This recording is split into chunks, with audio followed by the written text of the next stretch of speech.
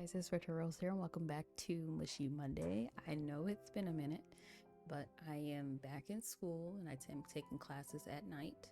And we just added a new fur baby to the family. So it's been a bit of a crazy couple of weeks, but I wanted to go ahead and get something out for you guys for Mushy Monday.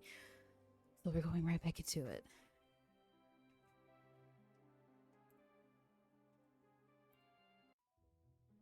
All right. Quay tapped out a mixed set of knocks. You reach forward to knock.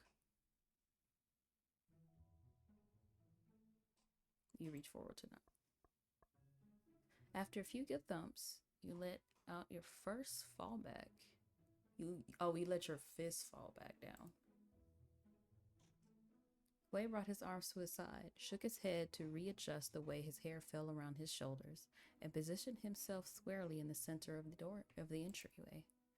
The door began to jingle in its frame like it was shivering cold from being outside this early too, but someone was fiddling with the doorknob on the other side.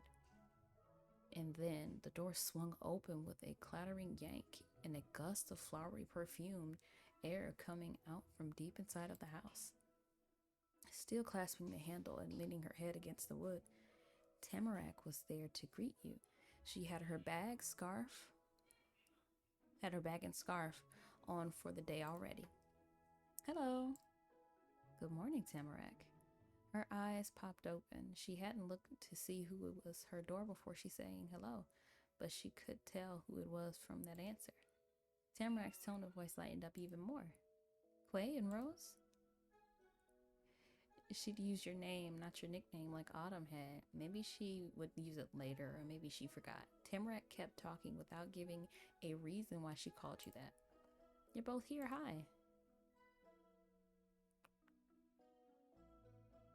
Wanna walk to school together? It follows for your invitation with a nod. Well, I'll go that way. It'd be cool to walk as a group. She blinked rapidly, many times all in a row. In a soft pink light, her eyelashes looked almost like shimmering dragonfly wings. Wow, okay, I want to come. She twisted almost the whole way around, turning her back to you. You could just barely glimpse the darkened hall behind her. Tamarack then leaned over, bending her knees and powerfully shouted into the depths of the gray house. I'm going to school now. Her loud, high-pitched call echoed through the hall. Have a good day, young lady. Tamarack hopped forward. It was small, but that was all it took for her to go from being in her house to being outside in the world. She tucked the doorknob with her to slam the door shut. I'm ready.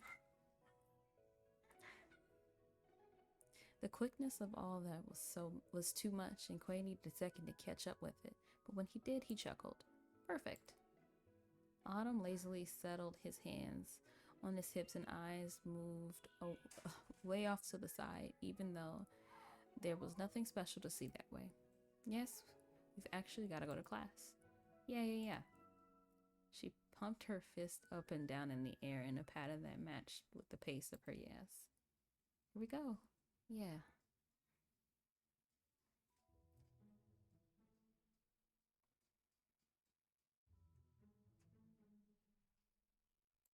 Yeah, you cheer along with her. Yeah. It was a cheering loop between you and her. It clustered together. You and Quay and Tamarack scampered off the white wooden porch. A full set of cul-de-sac kids hit the road again. The trip was almost the opposite of last time. The sun was coming up instead of going down, and you were leaving the neighborhood instead of going back to it. But that wasn't what really stood out to you. It was a little bit of amazing you could already compare it to a last time. And you could guess that this journey with them wasn't going to be an actual last time it ever happened. It just become the last time it happened before the new next time. The first part of the school trip wasn't hard. There was only one way out of your neighborhood unless someone hiked out into wherever the woods went. That would be cool. Maybe they'd be able to do that someday. Your actual path forward had you brushed past the forest fork that initially led you to meeting Quay and Tamarack. But you weren't stuck with the same limits as before. This morning you moved right on by without even stopping to check what might be hidden way back there. Now you travel even further. The woods crowded in closer and closer around one road that led out, until suddenly structures began to appear in between the bushes. A thick overhang of leaves pulled apart to show the sky. The world unfolded ahead of you. Sunshine climbed mountains to just barely tickle your cheeks, while the stars still clustered against your back. You were right in the center of a windy mountain path. It flowed over the uneven ground, blanketly every small bump and bend like a black river.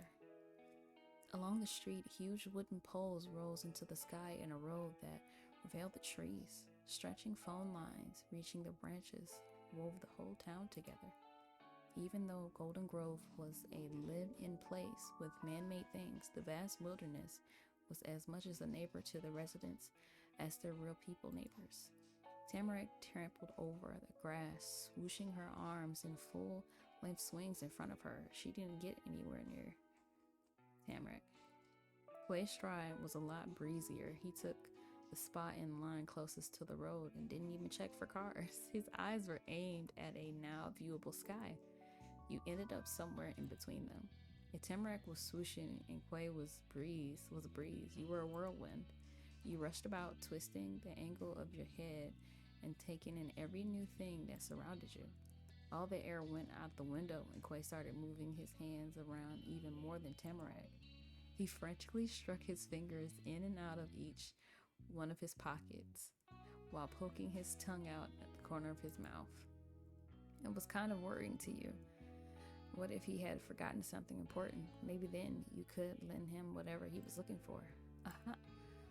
It was paper, but it wasn't his special 10 pages. The thing Quay grabbed was a thick, folded packet of white printer paper that was covered all over in tiny inked words. You could instantly tell what it was. The many papers stapled together with the many little words on them only ever came from one place, school. Quay held it close to his face. He had his nose completely in what was basically a book. But for some reason, he started to talk to you and Tamarack. Which room did you get? For a second, Quay peeked over the pages to look at the both of you. Who's your teacher? Tamarack thought hard, but she couldn't find an answer in her head. She squished her hand under the flap of her backpack without unbuckling it. She had to find her own papers. I gotta check. Your mom put a big packet of papers into your backpack. You just need to find it. While you rooted around for that, Q shouted. Here it is. Room 24. Miss Murray. Q used his thumb to bend the paper down. They stopped hiding his face, and you could see he was stunned. Tamarack waved her packet in the air in a crinkly flurry. Me too. Great. What about you, Rose? Is Miss Murray 3? You yanked the papers from your bag and speed read you a huge chunk of long words that explained the school's procedures and the student enrollment. Lucky for you, that part you needed to know was smack dab on the front. Miss Murray, room 24. I am.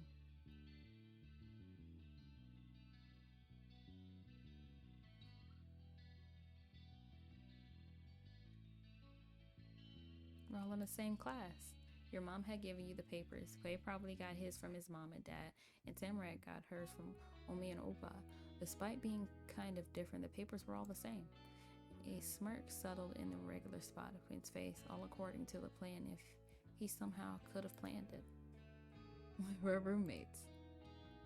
He didn't need the packet or anything else. He stuffed it into his pant pocket with a shrug of one shoulder. There's only 3 fifth grade classes we could have been in. When Quay made sure it was deep enough to not fall out, he brought both his arms into an even bigger shrug and chuckled too. But Miss Murray almost made it without her being my teacher. It was close. Sorry, I don't know if you hear my little one. Tamarack peered into his face with wide eyes, leaning over so much that you almost walked into her. She didn't have to say what her question was with words. Quinn got it. Don't worry, she's nice. She's the best teacher for you too. Quay made a very serious and reassuring okay sign with his fingers, but in an instant it snapped into a pointing gesture. And you're probably going to be shocked, but Miss Murray isn't just a teacher, she's a mom. She has kids that are just her kids, not students. Wow. Why would that be weird?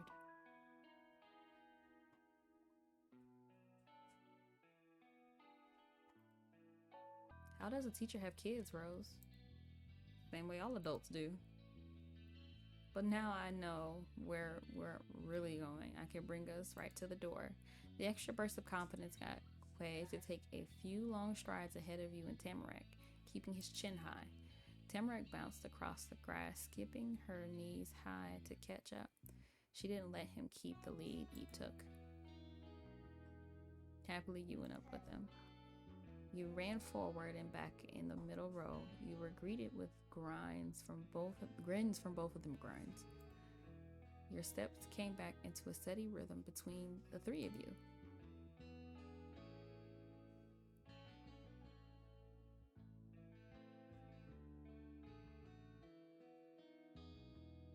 Are you worried about going to a new school? No. The answer came so quickly, surely, that it made you blink. Do you like the school? This time she took longer. She tipped her head from one side to the other, like she was shaking her thoughts until the right one could fall out of her ear. It's good. Really? That's sort of surprising. I would have guessed you'd want to take just playing outside. Her red eyes narrowed but were clearer than ever. They burned with intensity. Learning is important. With one eyebrow raised, he crossed his arms in front of him, maybe trying to defend from such a fury stare. Wow, that's wise. Wise was practically an understatement. Tamarack was incredible. Oh, that was interesting. You learned something new. The longer the walk went on, the more Tamarack's gaze was pulled to the forest edge along the road instead of what was right in front of her. Her steps drifted unevenly. But you weren't the only one who noticed her focus. Hey, so it's kind of funny you like the woods that much. It's the only nice place I've seen here so far. She said it in the plainest way possible, and the words still make Quay gasp hard enough to cough. You have been places other than the forest? Yeah, lots. They're not good. I can't believe it. Hey, I don't like forests, but both places can be good. Different people like different things.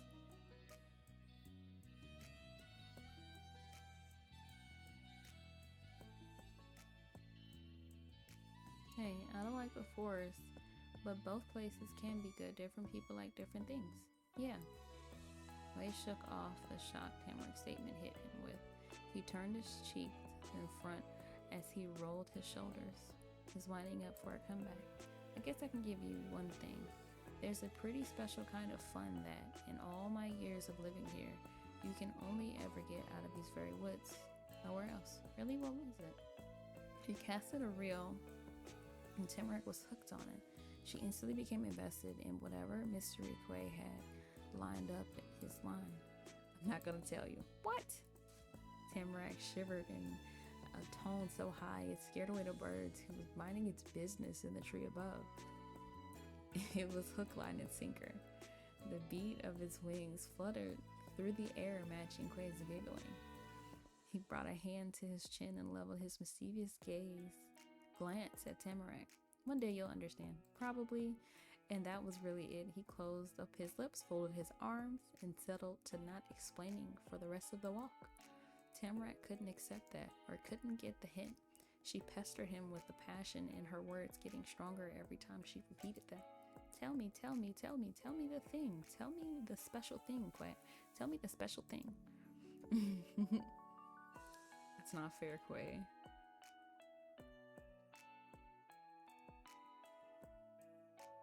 That's not fair, Quay. He didn't care.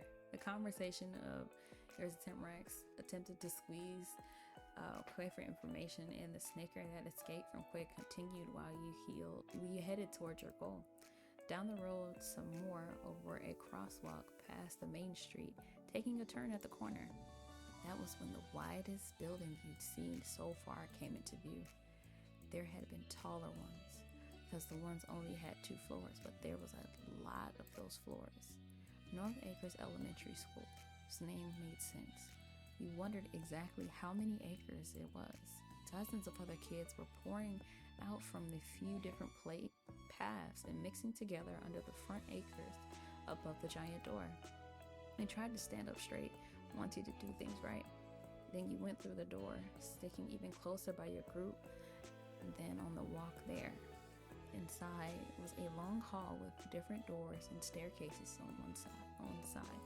It was shiny and dull, like it had been cleaned so hard for so long that it made everything even more worn down than normal.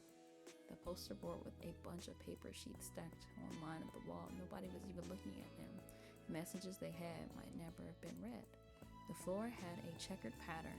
Some of the kids around made sure to only walk on one of the colors to avoid the other. And it was so loud. There was too many sounds from the crowds for the hall to hold. It echoed around and made it even louder. This place was your school now. Wade tapped your shoulder and pointed out his other hand. You figured that was his way to say, hey, you had to keep going without having to yell so you could hear. The three of you pressed past the other students, making sure you didn't get separated. Step by step, you climbed upward and forward. Autumn waved a hand towards the right door. When you'd reached the top, you arrived for the first day of class right on time. A little bit of cold you'd brought inside the school on the tip of your nose and over your cheeks had finally drifted off of your face. It was nice and warm when you went into the room. Your brand new class, 5th grade room 24, smelled like people, hard at work, cut construction paper, crayons, glue, anything that could be made with that.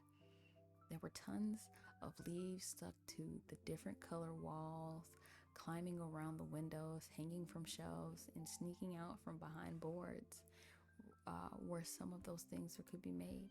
Kids sat together in a close group. The desks were pushed up to make bigger tables. There was just one chair by itself, right at the front or the back if the way in was the front door. Tamarack took in a loud breath of waxy air.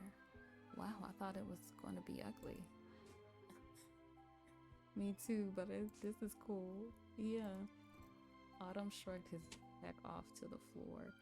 When it hit the ground, a puff of air came out, not totally zip-top. Nothing in this place caught my eye, in a good way or a bad one. It was like nothing around him existed. Quay just watched you and Tamarack look. He chuckled at the faces you both made. His class looks the same for every room. He grade every year. Oh, it wasn't that he couldn't see what you did. It was that he already seen it 110 times or more. Quay knew this new school as well as he knew everything in Golden Grove. He kicked his backpack from behind him to be up against the wall. Even glancing down, there was already a bunch of other bags there, sat one by one along the far side of the room. They were almost completely hidden under a row of hooks that had coats and jackets and stuff cluttered over them in the stacked piles. There weren't enough holders for all the layers people brought. You're pretty lucky this is your first time here, but you're only going to have to do it once. We're going to graduate and go to a different school next year. We'll have new kids then. He talked while he pulled his arms out of his jacket. You'd always seen him wear so far. He tossed it on top of the round lump of other coats with a hook somewhere below it all. Tamarack waited, watched, and then tugged at the end of her scarf undo the knot and it was wrapped in. She talked too. I told you this place was weird and never changed. That made Quay at her, and the sound was almost exactly like the noise his backpack made a minute ago. School is different than the entire town, Tamarack. Tamarack didn't say more words against that. She just got off her tiptoes to swing her untied scarf over Kay's jacket, building up the mountain of stuff. The one little hook even higher.